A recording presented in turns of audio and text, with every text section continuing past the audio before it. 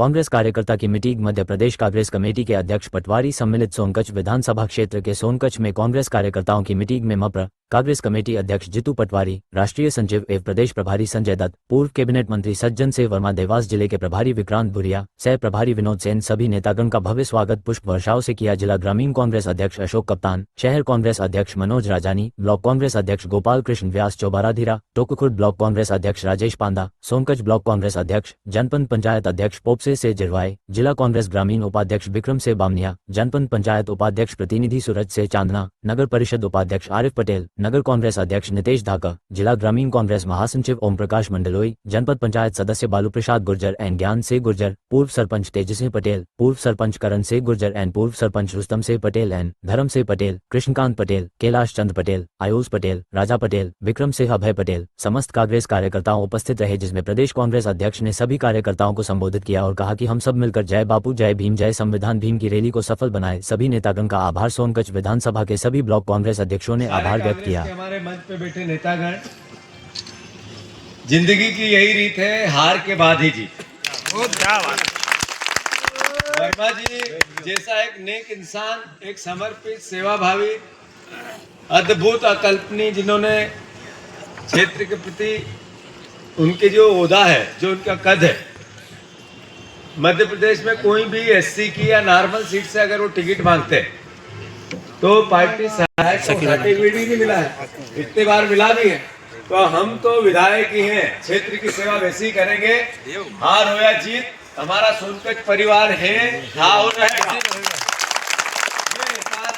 एक जनप्रतिनिधि का मैं प्रणाम करता हूं भैया, हम सब नए लोग भी आपसे सीखें और मैं अनुरोध करना चाहता हूं कि संदर्भ है बाबा साहब अंबेडकर के अपमान में भारतीय जनता पार्टी, अमित शाह, नरेंद्र मोदी और आरएसएस सब एक साथ लग गए।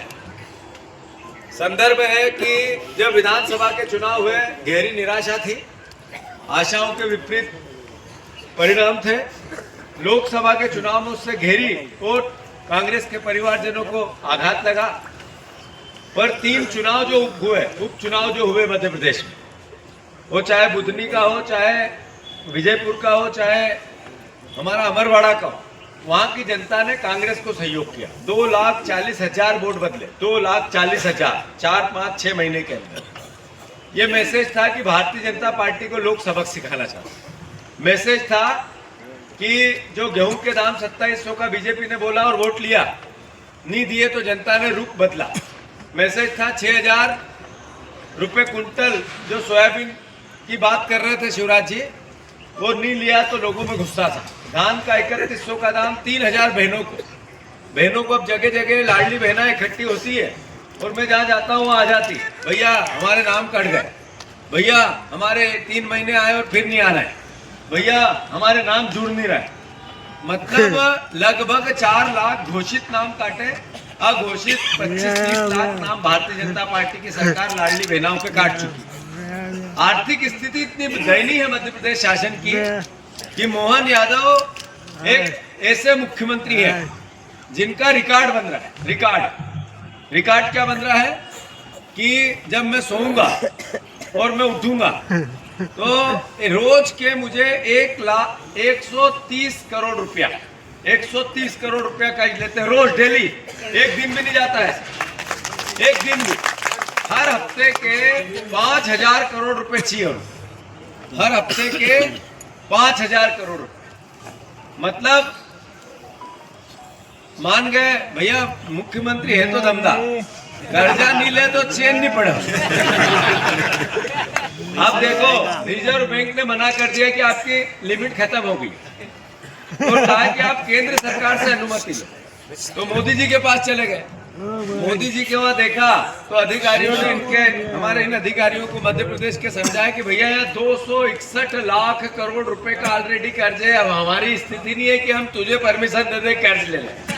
तो दोनों एक के ऊपर एक के काका जी एक। ये वस्तु स्थिति है प्रदेश की। जब बीजेपी को 3 उपचुनाव में सबक सिखाया और ये कहा कि जो वादे किए, जो वचन पत्र दिया पूरा करो, अगर नहीं करोगे तो जनता जब सर पे चढ़ाती है तो उतारना भी जानती। हमें भी निर्देश दिए।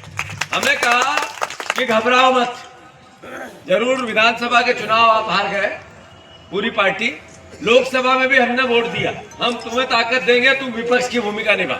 हमें जनता का वोट ही लोकतंत्र में भाषा होती, और जनता जिसको जिता दे वो सिकंदर, और जो हार गया वो मैंने अभी कहा जिंदगी की यही रीत है, हार के बाद ही। तो मैं आप सबसे 1 साल हुआ है चुनाव को, उसके बाद 60 विधानसभाओं में पिछले 15 दिन में भैया और हमने सबने मिलकर दौरा किया है। अद्भुत और अकल्पनीय परिवर्तन है। कांग्रेस का जो वर्कर निराश था, हताश था, वापस जाग गया है, लड़ने की इच्छा रख रहा है। कांग्रेस पार्टी को ताकतवर बनाने के लिए प्रयासरत खुद ही है। वो सोचता है कार्यकर्ता, हमारे गांव का जो कांग्रेस जन है, कि पार्टी में किसी भी तरीके के बदलाव आना चाहिए और भारतीय जनता पार्टी से प्रदेश और देश निजात पाए, इस तरह की सोच बनने लगी। साथियों, ये बात सही है कि 1 साल में सरकार का चेहरा बहुत बेनकाब हुआ। इतनी करप्ट सरकार किसी हिस्ट्री की, किसी राज्य की इससे पहले नहीं रही। इतना करप्ट मुख्यमंत्री और इतना करप्ट मंत्रिमंडल, अगर सही तरीके से जांच हो तो सब सलाखों के पीछे हो, ऐसा मंत्रिमंडल है। 1 साल में सारे रिकॉर्ड तोड़ दिए। अगर आप गूगल पे सर्च करो, गूगल पे जो गूगल चलाना जानते हो वो तो कर ही लेना, नहीं तो अपने पोते पोतियों भाइयों से, बच्चों से करवाना। गूगल पे सर्च करते हैं कि सबसे भ्रष्ट नेता कौन, तो बीजेपी के 40, 50, 60, 70 नेताओं के नाम आते हैं। कर लेना, अभी चाहो तो कर भी लो और एक्सपेरिमेंट करो। दूसरी पार्टियों के भी आते हैं पर कम आते। फिर आता है कि सबसे झूठे नेता कौन, तो मोदी जी का और शिवराज जी का दूसरे और पहले नंबर पे नाम है। गूगल बोल रहा है, मैं नहीं बोल रहा हूं। और तीसरा सबसे व्यभिचारी नेता कौन, तो बीजेपी के 60, 70, 80, 1-2 नाम आते हैं दूसरी पार्टियों के, बाकी सब बीजेपी के। यार सच है ये चाहे तो बीजेपी के लोग, उनको भी मैं चुनौती देता हूं, आप सर्च करके देख लो। गूगल हमारा बनाया हुआ तो नहीं है, गूगल तो जानकारी देता है, आजकल पूरी दुनिया के लोग उपयोग करते हैं। आखिर गूगल बोलने लगा कि बीजेपी भ्रष्ट है, तो फिर जनता को बोलने में क्या डर और कांग्रेसियों को बोलने में क्या डर? अरे आप बताओ मुझे कि गोविंद राजपूत अभी पिछली सरकार में मंत्री थे परिवहन, 60 साल की उम्र है। 60 साल की उम्र के व्यक्ति को ससुर ने, 80 साल के ससुर ने जमीन दे दी 100 एकड़ दान में। और ससुर भैया जिसके पास टोटल 50 एकड़ जमीन, 3 जवाई, उसमें से गोविंद राजपूत ही पसंद आया। सोने क्या करती, अपने खुद के छोरों को नहीं दी, खुद के छोरों भ्या हो रहे। गोविंद राजपूत को जमीन खरीद भी ली और हाथों हाथ दान भी दे दी। वाह भैया ससुर। अभी मेरे को पता चली ये बात, भैया को चली, हमने विधानसभा में बात रखी कि शिवराज जी, जब शिवराज सिंह चौहान जैसे मंच पे वो माइक लेके यूं यूं यूं चलते थे, और फिर कलेक्टर कहाँ है, तहसीलदार कहाँ है, एसडीएम कहाँ है, तुमने ये नहीं किया, तुम्हें सस्पेंड, ऐसा 1-2 महीने चलाया था। तो उसी टाइम की बात है। मैंने शिवराज जी कहा, शिवराज जी आपके बगल में बैठा मंत्री, इसके ससुर ने इसको 100 एकड़ जमीन दे दी और आप चूनी बोल रहे हो, और छोटी मोटी गलती पे पटवारी, तहसीलदार इनको सस्पेंड करके वाहवाही लूटना चाहते हो। ये ओछी और छोटी पब्लिसिटी मत लो। अगर आप में कलेजा है तो करो, बर्खास्त इस मंत्री को कहां से आई जमीन और कैसे दे दी ससुर ने, जांच करो। तो पता चला तो घबरा गया गोविंद राजपूत, उसने वापस ससुर को 100 एकड़ जमीन दे देनी चाहिए। पर ससुर की जमीन तो थी नहीं, इस प्रदेश के खून पसीने से कमाई हुई आम जनता के पैसे की जमीन थी वो। अभी आईटी की रेड डली है, मतलब काम जांच चल रही है। अब सौरभ शर्मा का केस है। क्या है सौरभ शर्मा, 1 महीना हो गया, आरक्षक है ना, आरक्षक तो है पर 1 महीना हो गया जब रेड डली। जब 2 दिन पहले उसको पता चल गया कि मेरे यहाँ लोक आयुक्त आ रहा है, उसको कहा तू कहीं चले जा, छुप जा, दब जा, विदेश चले जा, न खाऊंगा न खाने दूंगा। उन्होंने, खाने वालों ने उसको कह दिया तू निकल, हम निपट लेंगे। सच है। अभी सौरभ शर्मा के यहाँ जैसे ही वो गया, 2 दिन बाद लोकायुक्त जाता, 7 करोड़ की संपत्ति उजागर करता है, कि लाल डायरी वहां से निकालता और लेके रफा रफा। जब कहां गई वो लाल डायरी, उसको कहां गुप्त खाने में पटक दिया पता नहीं। 2 दिन बाद आईटी जाती है, इनकम टैक्स, जो सोने के बिस्किट सुना था ना आप लोगों ने, सोने के बिस्कुट वाली 10 करोड़ रुपए सहित इनोवा पकड़ ली। इनोवा भी जंगल में से किसी के ऐसे आसपास ग्राउंड था उसमें पड़ी, कोई हाथ ही नहीं लगा रहा 8 दिन तक सोने को और बिस्कुट को। और उनको बताओ कैसा राम अच्छी हो रहा। आप देखो तो आईटी ने कहा रेट डली 100 करोड़ रुपए और ये सब सोना और नगद अगद सब आया। फिर 4 दिन बाद ईडी पहुंच गई उसी के यहाँ, उनने फिर 150 करोड़ रुपए पकड़े। ये नरेंद्र मोदी का ईमानदार भारत, ईमानदार सरकार, न खाऊंगा न खाने दूं वाली सरकार। 1 महीना हो गया 300 करोड़ रुपए टोटल पकड़े, 3 एजेंसियों की जांच, जिसके खिलाफ पकड़े वो कहा पता ही नहीं। एक आदमी को गिरफ्तार नहीं किया, एक से पूछताछ नहीं की। क्या हुआ आगे बता नहीं पा रहे हैं। सौरभ शर्मा भी गायब, लाल डायरी भी गायब। ये है नया भारत। तो इसका करप्ट चेहरा दूसरा कोई सरकार का नहीं है जितना मोहन सरकार का। तो निडरता से विपक्ष की भूमिका निभाना है। धाड़ो, बोलो, मोहल्ले मोहल्ले जाओ उत्तर मिले वहां बताओ। और सबसे सही तरीका कि कोई पटवारी के पास, तहसीलदार के पास, भू राजस्व में एसडीएम के पास बिना पैसे दिए लिए काम होता है क्या? अच्छा, ये थानेदार यहाँ का सोनकच्छ का भैया, थानेदार का काम क्या है?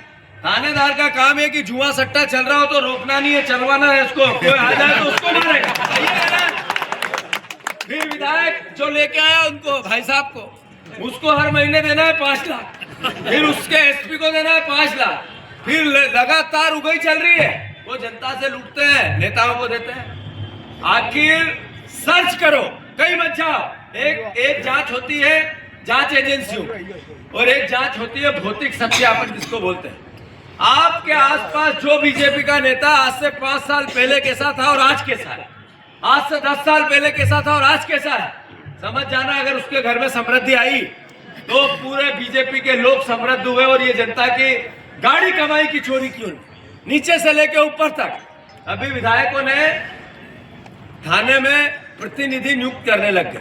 थानों में प्रतिनिधि नियुक्त मतलब एजेंट पक्का करेंगे कि ये आदमी अब लेन देन कराएगा, जो भी मांडवली है यही करेगा। यही है ना।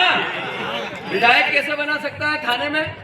थाने में जन प्रतिनिधि बनाना, विधायक प्रतिनिधि, यह न स्थापित करता है कि थाने की दलाली अब मेरा ये आदमी करेगा। सही है गलत? तो ऐसी है बीजेपी। हमारे को दायित्व मिला है, हम गेहूं के दाम इस बार अगर भारतीय जनता पार्टी 2700 नहीं करेगी तो मंडी नहीं चलने देंगे, याद रख लेना। ये डरे हुए हमारा अधिकार है विपक्ष की भूमिका निभाने का। मैं चुनौती देता हूं मोहन यादव जी को इस सोनकच्छ की पावन धरती से। अगर आपने 2700 में गेहूं नहीं खरीदा तो इस जब तक नहीं तुलने देंगे जब तक आप 2700 नहीं दोगे। सही है गलत? ये बात हमारा अधिकार है। हमें देश के संविधान ने कहा है विपक्ष को कि आप लोकतंत्र में हार गए पर वोट आपको भी 40% मिले। कई 66-63 विधायक भी हमें दिए। हम विपक्ष में हैं तो हम जनता की बात करेंगे, किसान की बात करेंगे, गरीब की बात करेंगे। मैं इसके लिए लड़ाई के लिए हमारे संगठन को हमें मजबूत करना। और संगठन मजबूत कैसे होगा? मैं बार बार कह रहा हूँ, आप वीडियो पे सुन रहे होंगे, और ये बात मैं जरूर कहता हूँ, हर जगह कहता हूँ कि जब तक हम ताकतवर नहीं होंगे तब तक बीजेपी से फिर 25 साल हम बाहर रह लिए। आखिरी चांस है कि हमें इसको हराना ही पड़ेगा। तो फिर अब आराम की जगह नहीं है, मेहनत की जगह। मैं आपसे आग्रह करता हूं, पंचायत कांग्रेस कमेटी बनाना चाहते हैं, उसका एक अध्यक्ष बनाना चाहते हैं, 25 लोगों की समिति बनाना चाहते हैं। होना चाहिए कि नहीं होना चाहिए? ऐसा जो वार्ड है नगर पंचायत, उसमें मोहल्ला कमेटियां बनाना चाहते हैं। कांग्रेस के कार्यकर्ता ट्रेनिंग मिले, उनको बोलने के सब्जेक्ट मिले, इसकी लगातार ट्रेनिंग चले, इसकी व्यवस्था करना चाहते हैं। हम चाहते हैं कि आम जनता की आवाज अलग अलग तरीके से घर बैठे पार्टी के कार्यकर्ता कैसे उठा सकते हैं, जिससे अपने आप माउथ पब्लिसिटी होती, उस तरह की कांग्रेस बनाए।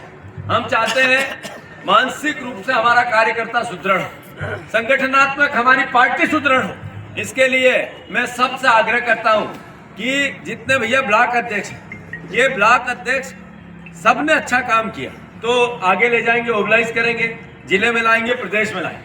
पर 3 साल की समय सीमा होनी चाहिए ब्लॉक अध्यक्ष की, नहीं होनी चाहिए? सही है कि गलत? बोलो भैया, नहीं तो मैं अकेला ही बोलता रहूंगा तो सारे ब्लॉक अध्यक्ष सोचेंगे कि अकेला करना चाहता है। दूसरा, नए 45 साल के आसपास के ब्लॉक अध्यक्ष इसलिए बनाना चाहिए कि अब लड़ाई का समय है, ताकतवर तरीके से लड़ना है। बड़े भी ताकतवर होते हैं, पर चूंकि तुम कप्तान घबराना मत। इधर मनोज भैया भी सोच रहे होंगे क्या बोले, पर तुम दोनों को कह दूं मैं भैया डरूंगा नहीं, क्योंकि मुझे बोलना पड़ेगा। मैं एक कार्यकर्ता, देखो मैं पहले जिले का अध्यक्ष रहा यूथ कांग्रेस, मैं ब्लॉक अध्यक्ष भी रहा, मैं जिला पंचायत सदस्य भी रहा। कार्यकर्ताओं के सम्मान और उनके दर्द को मैं जानता हूँ। जब भैया आ रहे तो वो जितने दुखी नहीं हुए उतने दुखी आप अपने अपने घरों में बूथों पे हुए कि नहीं हुए? अरे फटाके भैया के घर तो किसी ने नहीं फोड़ने गए होंगे, पर अपने घरों के सामने फोड़े कि नहीं फोड़े? तो ये लड़ाई है, इसलिए 3 साल का क्राइटेरिया रखेंगे अध्यक्षों में। ये निर्णय लेना ही पड़ेगा। मैंने जैसा कहा कि अब हम सुधार नहीं करेंगे तो फिर परिवर्तन अब नहीं आया तो कब आए? तो मैं आग्रह करता हूं पार्टी को मजबूत करना है, वैचारिक रूप से भी मजबूत करना।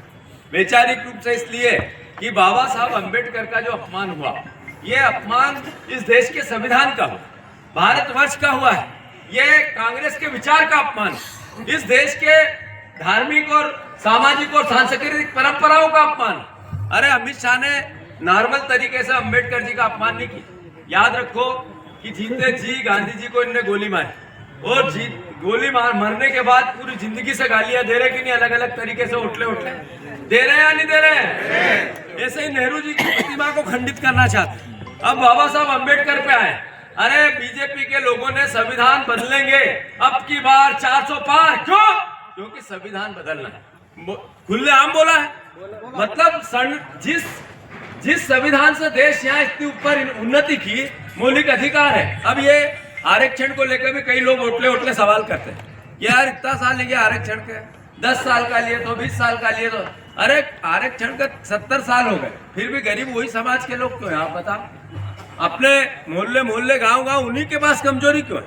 इसका मतलब है राजनीतिक समानता के साथ सामाजिक और आर्थिक समानता की भी आवश्यकता है। इसीलिए राहुल गांधी जातिगत जनगणना की बात करते, इसीलिए वो आर्थिक सर्वे की बात करते। इस देश का किसान ही कर्जदार क्यों है? उद्योगपति कर्जदार क्यों नहीं? 20% लोगों के पास 80% संपत्ति, 20 लाख करोड़ केवल 10 जनों के माप, 20 लाख करोड़ में 3 बार पूरे देश के किसानों का ऋण माफ हो सकता है, और क्यों नहीं करना चाहते? अगर ये लड़ाई राहुल गांधी लड़ते हैं तो कोई गलत करते हैं क्या? जातिगत जनगणना गरीब की पहचान है।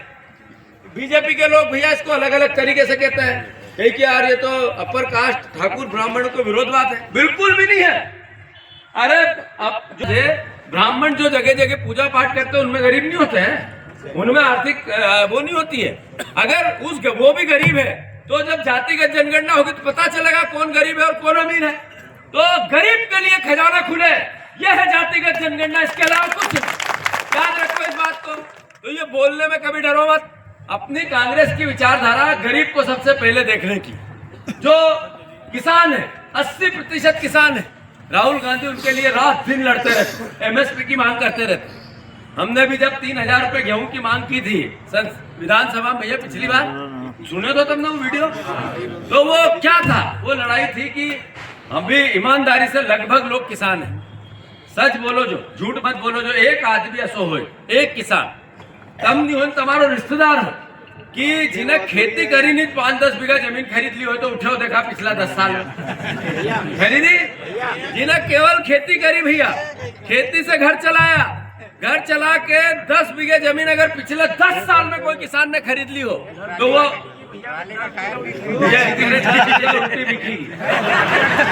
और इंदौर वालों ने खरीद ली। और दूसरी बात, सच है, सच है। अब सामाजिक ताना बाना ऐसा है कि शादी करो तो मान सम्मान से थोड़ी अच्छी करनी पड़ती। अब अच्छी करो तो खेती में पढ़ो, पूरा नहीं पड़ा तो दिमाग बड़ा सही चलो यार 40 बीघा एक कम ही जाएगी, हो ही नहीं हुआ। तो भारत असो कसो में किसान का कमाई नहीं मिला, खाली ऋण मिला। अभी भैया ये ट्रैक्टर खींचने लग गए, स्टार्टर खींचने, वो मोटरसाइकिल, बिजली के बिल 1200 रुपए बहन को देंगे और पीछे से 1500 का बिल देंगे, बिल भरा ही नहीं तो स्कूटर ले जाना, ये चल रहा है। ये लिए चली जो है कि एमपी भी खोखलो ही जो कहीं नहीं। अब सरकार भी कर्ज में है, थोड़ा दिन और चलेगी इनकी लाडली बहना, चिंता मत करो, जो अपन टाका लाडली बहना का इंसान ही दिवाएगा। सही है गलत हुई है, वो तो झटका दे के वोट में तोड़ रही है। तो अब ये झटके का समय चला गया है। अब मैं मानता हूँ कि हमारी सबकी जिम्मेवारी है कि फिर से हम सोनकच 4 साल बाद जीते, इसकी तैयारी करना चालू कर देना चाहिए। करना चाहिए कि नहीं?